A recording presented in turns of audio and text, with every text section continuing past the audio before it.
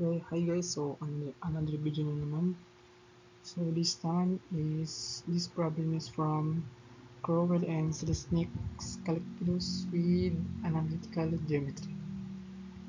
So to solve this problem is siyempre pinakauna natin gawin, let Q na naman. Let Q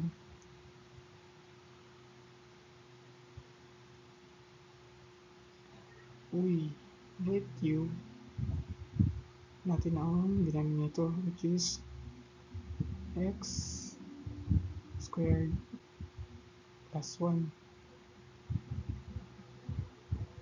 du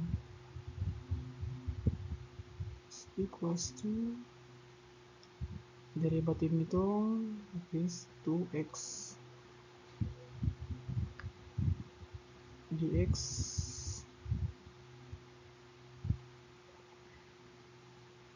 dx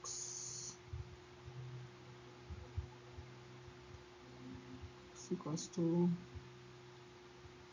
du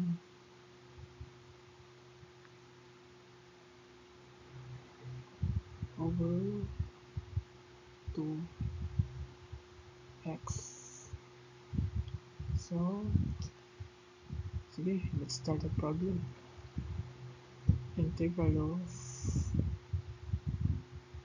x times dx natin is, which is du over du over 2x equals to u.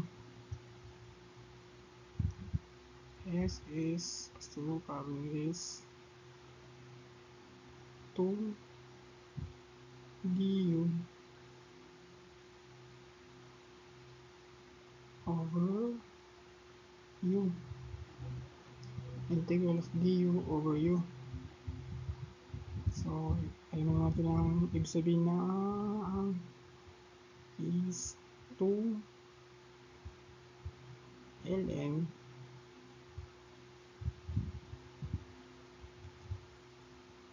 absolute value of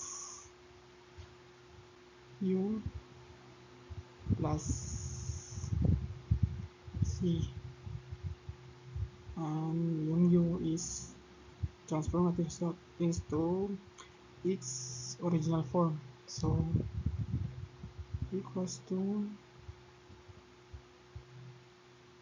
2 ln absolute value of x squared